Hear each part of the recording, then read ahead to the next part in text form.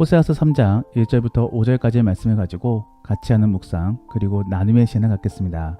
먼저 본문 말씀부터 같이 들어보겠습니다.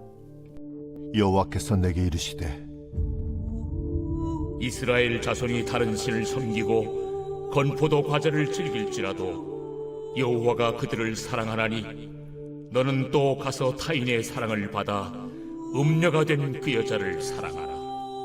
하시기로 내가 은 15개와 보리 한 호멜 반으로 나를 위하여 그를 사고 그에게 이르기를 너는 많은 날 동안 나와 함께 지내고 음행하지 말며 다른 남자를 따르지 말라.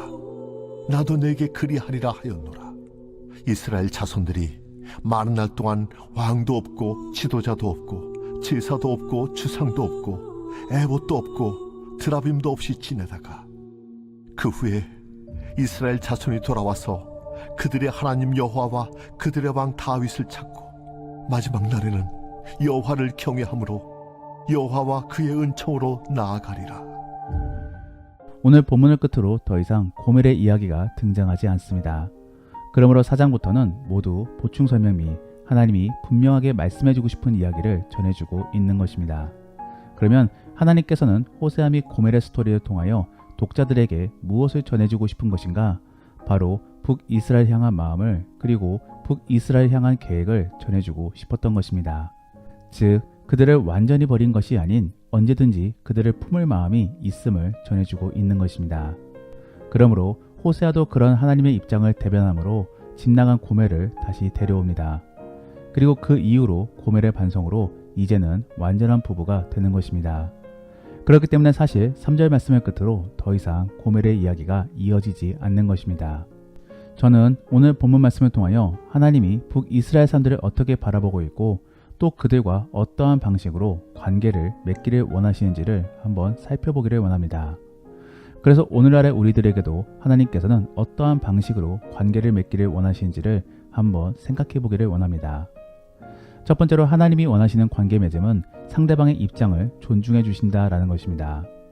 우리는 이것을 인격적으로라고 표현할 수 있을 것입니다. 즉 하나님께서는 상대방을 강제적으로 이끌기를 원치 않으신다라는 것입니다.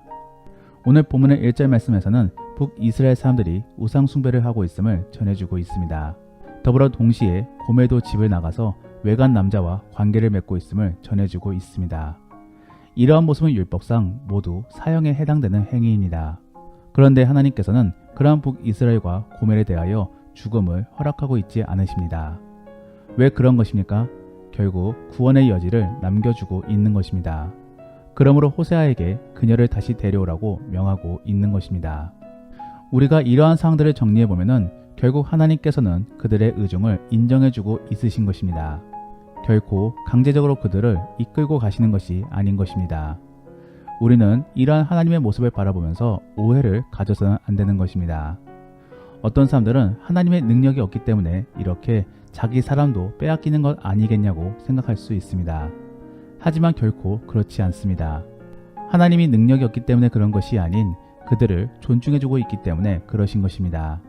더불어 하나님은 전능하심으로 능력이 없는 것이 아닙니다. 또한 하나님은 이 세상 그 무엇보다도 가장 좋고 값지십니다. 그 무엇과도 바꿀 수가 없는 것입니다. 그렇기 때문에 하나님을 포기하고 다른 것을 쫓는 것은 대단히 어리석은 일입니다. 그러므로 하나님께서는 어떻게 해서든지 그들을 자기에게로 이끌어주고 싶지만서도 결국 그들의 입장을 존중해주고 있기 때문에 기다리시는 것입니다. 그러다가 결국 그들이 쫓던 것이 결코 좋은 것이 아님을 깨달았을 때에는 결국 주께로 돌아오게 될 것입니다. 하나님은 그때까지를 기다리고 계신 것입니다. 그러면 이제 우리는 그러한 사실들을 알았으니 곧바로 하나님을 믿지 않아도 될 것이라고 생각할 수도 있습니다. 하지만 그도 그렇지 않은 것이 그러한 사실을 알매도 불구하고 주께로 돌이키지 않는 것은 결국 주의 백성이 아님을 증명하는 것입니다. 오늘 본문 속의 고멜은 남편의 품이 얼마나 좋은지를 몰랐기 때문에 집을 나간 것이지 언제나 남편이 자신을 받아줄 것이라고 생각했기 때문에 집을 나간 것은 아닌 것입니다. 그렇기 때문에 3절 말씀에서는 고멜이 진정한 깨달음을 얻은 이후에 결국 남편의 품으로 돌아간 것입니다. 하나님은 자신에 대하여 바르게 알 때까지만을 기다리는 것이지 그들이 충분히 다 놀 때까지를 기다리고 있는 것은 아닌 것입니다. 우리는 이러한 하나님의 뜻을 잘 이해해야 됩니다. 저는 이러한 내용들을 묵상해 보았을 때 어쩌면 많은 목사들이나 혹은 기독교인들이 천국에 가지 못할지도 모른다라는 그런 생각을 가져봅니다.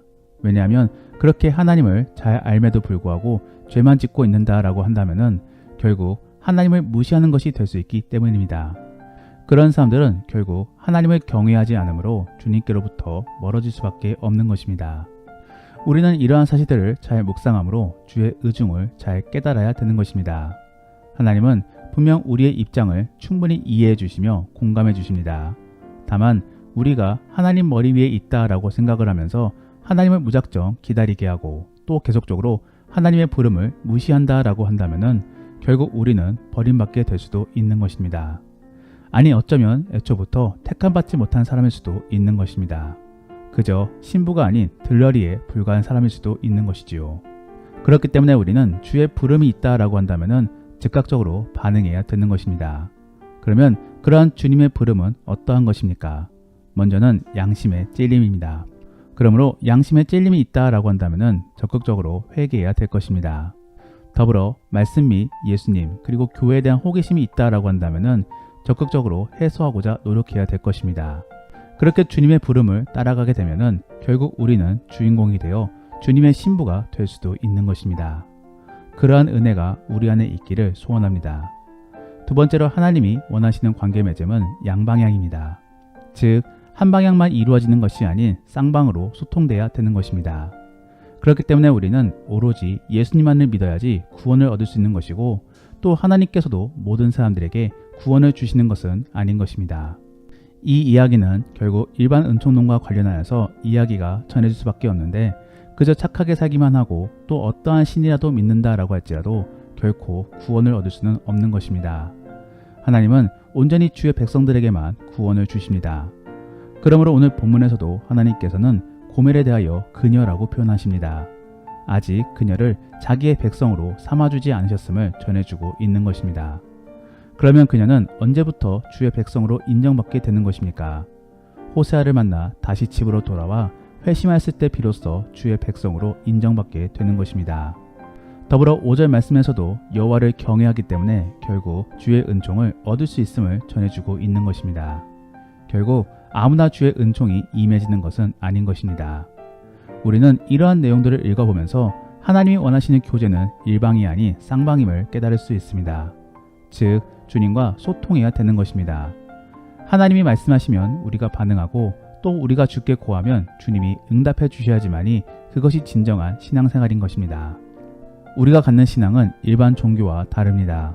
그저 신이 우위에 있고 우리는 그저 종속이 되어서 신을 따라가야만 되는 것이 아닌 것입니다. 우리 기독교에서 믿는 신앙은 주님과 교제하는 것입니다.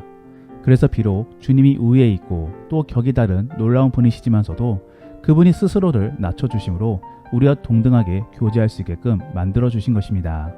그러므로 우리는 그 주님과 교제해야 되는 것입니다. 그래서 응답을 받아야 되는 것이고 또 우리도 자발적으로 주의 말씀에 따라야 되는 것입니다. 지금의 나는 종교생활을 갖고 있는 것인지 아니면 신앙생활을 갖고 있는 것인지를 잘 생각해 보시기를 바랍니다. 우리는 신앙생활 속에서 주의 신부로 살아가다가 저 천국까지 올라가게 되는 것입니다. 그리고 또 그 주님과 계속적으로 부부생활을 해야 되는 것입니다. 그러한 신앙의 원리를 잘 기억하므로 올바른 신앙생활을 가질 수 있기를 바랍니다. 마지막으로 하나님이 원하시는 관계 맺음은 아낌없이 내어주는 관계입니다. 오늘 본문의 호세아는 고멜을 다시 찾기 위하여 자신의 재산을 탈탈 털어놓습니다. 일반적으로 노예를 살 때는 그냥 은으로만 지급하였습니다. 그런데 호세아는 그러한 은마저도 부족하여서 남은 재산을 다 가지고 가 고멜을 찾아온 것입니다. 여기서 우리는 1절 말씀에 사랑이 무엇인지를 알 수 있는 것입니다. 사랑은 그저 감정적인 것이 아닙니다. 감정 속에 희생이 동반되어야지 되는 것입니다. 그리고 그를 통하여 연합이 되어야 되는 것입니다. 그래서 사랑하는 사람이 아프면 나도 아프고 사랑하는 사람이 좋으면 나도 행복해야 되는 것입니다. 그러하기 위해서 우선적으로는 아낌없이 줄 수 있어야 되는 것입니다. 하나님께서는 우리를 위해 예수님을 주셨습니다. 그리고 그러한 예수님의 희생을 통하여 우리는 하나님과 관계를 맺을 수 있게 되었습니다. 그렇다면 우리는 무엇을 해야 되겠습니까? 우리도 우리의 것을 아낌없이 주님께 드려야 되는 것입니다. 다만 하나님은 이미 이 세상의 주인이십니다. 그러므로 사실 하나님께서는 우리의 것을 필요치 않으십니다. 그러나 그렇다고 하여서 하나님께 아무것도 드리지 않아서는 안 되는 것입니다. 왜냐하면 그것은 결코 사랑이 아니기 때문입니다. 사랑을 하게 되면은 결국 무엇이라도 해주고 싶어지게 되는 것입니다. 그러므로 우리는 무엇이라도 하나님께 드리고 싶어져야 되는 것입니다. 그러므로 하나님께서는 말씀 속에서 사역 및 봉사 그리고 11조 등을 말씀해주고 있는 것입니다. 우리는 이러한 것들을 잘 이해하고 분별해야 되는 것입니다. 이러한 것들을 투자로서 드려서는 안 되는 것입니다. 관계로서 드려야 되는 것이고 또 그러한 것들을 통하여 우리는 주님과의 사랑을 더욱더 굳혀야 되는 것입니다. 사랑하는 성도 여러분, 헌신이란 단어는 대단히 불편하고 또 요구하기가 쉽지 않습니다. 특히나 비리가 많은 요즘 시기에는 그러한 것들을 요구하기가 너무나 조심스럽습니다. 하지만 우리가 정말로 하나님을 사랑한다면 우리는 주님께 무언가를 드려야 될 것입니다. 그것이 무엇인지는 잘 모르겠지만 주 앞에서 기도함으로 답을 찾으시고 소중한 것들을 주께 드리시기를 바랍니다. 그러함으로 계속적으로 주님과 연합하는 삶을 살아가시기를 바랍니다. 말씀을 정리합니다. 오늘은 하나님이 원하시는 관계 맺음에 대하여 함께 살펴봤는데 하나님은 우리의 입장을 존중해주고 계십니다. 그러므로 우리는 그러한 하나님의 뜻을 잘 이해함으로 하나님을 이용하려고 해서는 안 되는 것입니다. 그저 부름에 따라 반응하시기를 바랍니다. 두 번째로 하나님께서는 일방적인 것을 원치 않으십니다. 쌍방 및 상호 간의 소통을 원하십니다. 그러므로 하나님께 간구하고 RM 속에서 응답을 받기를 원하고 또 주님이 주시는 감동에 따라 반응해 볼 수 있는 그런 그리스도인들이 될 수 있기를 원합니다. 마지막으로 하나님께서는 아낌없이 주기를 원하십니다. 마찬가지로 우리도 주님께 아낌없이 드려야 될 것입니다. 그러한 모습이 바로 진정한 사랑의 모습인 것입니다. 성경에서는 사역 및 헌신 그리고 11조 등에 대하여 말하고 있는데 기도 속에서 주의 뜻을 물어보시고 주님이 주시는 감동에 따라 나의 소중한 것을 주께 드려볼 수 있기를 원합니다. 정말로 그러한 복된 그리스도인이 될 수 있기를 원합니다. 그러면 오늘 들은 말씀을 생각하시며 다시 한 번 더 오늘 본문의 말씀을 들어보시겠습니다. 여호와께서 내게 이르시되 이스라엘 자손이 다른 신을 섬기고 건포도 과자를 즐길지라도 여호와가 그들을 사랑하나니 너는 또 가서 타인의 사랑을 받아 음녀가 된 그 여자를 사랑하라. 하시기로 내가 은 15개와 보리 한 호멜 반으로 나를 위하여 그를 사고 그에게 이르기를 너는 많은 날 동안 나와 함께 지내고 음행하지 말며 다른 남자를 따르지 말라. 나도 내게 그리하리라 하였노라. 이스라엘 자손들이 많은 날 동안 왕도 없고 지도자도 없고 제사도 없고 주상도 없고 에봇도 없고 드라빔도 없이 지내다가 그 후에 이스라엘 자손이 돌아와서 그들의 하나님 여호와와 그들의 왕 다윗을 찾고 마지막 날에는 여호와를 경외함으로 여호와와 그의 은총으로 나아가리라. 우리가 오늘 말씀을 통해 실천해보기 원하는 생활 숙제는 사랑을 체험해보기를 원합니다. 그래서 하나님께도 드려야 되겠지만서도 우선은 내가 가장 사랑하는 사람에게 무엇인가 소중한 것을 드려보기를 원합니다. 그래서 맛있는 것을 사줄 수도 있고 또 시간이나 섬김으로써 사랑하는 사람을 기쁘게 해줄 수 있기를 원합니다. 그리고 그러한 마음을 이제는 하나님께도 드려보기를 원합니다.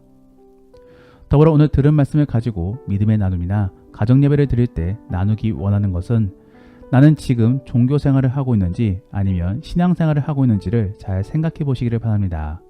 신앙생활이라면 결국 쌍방향 소통이 되어져야 될 것입니다. 그러한 부분들을 생각해 보시면서 나는 과연 분명한 신앙생활을 하고 있는지를 나누어 보시기를 바랍니다. 우리가 오늘 말씀을 통해 함께 기도하기 원하는 것은 하나님, 우리가 주의 사랑을 깊이 묵상할 수 있게 도와주옵소서. 그래서 주를 위하여 헌신할 수 있고 또 주님과 대화하고 싶은 그런 그리스도인들이 될 수 있게 도와주옵소서. 그리고 이런 부족한 우리를 사랑해 주시는 하나님께 감사합니다. 그런 감사한 마음을 잊지 않게 도와주시고 오늘도 주님을 의지하며 살아갈 수 있는 우리가 될 수 있게 도와달라고 함께 기도하겠습니다. 그러면 이제 오늘 본문 말씀을 가지고 치열하게 하루를 살아갈 수 있기를 바랍니다. 주 안에서 승리하시고 복된 하루가 될 수 있기를 예수님의 이름으로 축복합니다.